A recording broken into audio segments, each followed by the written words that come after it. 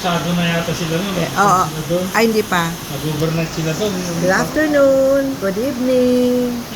Ngayon, dumating ang kasama ni Aiko sa, sa kwarto niya, sa room 4. Ayan, magpakilala ka.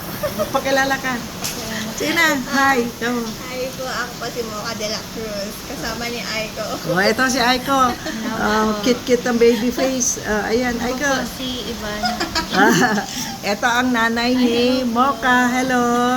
Ayan, nandito na sila. At least, kahit pa paano, medyo relieved naman si Aiko.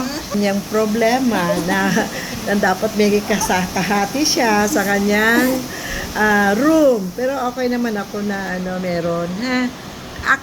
Actually, yung nag-stay doon noon 4.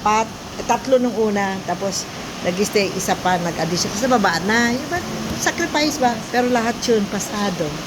So, it's really a sacrifice. So, ayan po. Magandang hapon, magandang gabi na. Bye-bye na for now.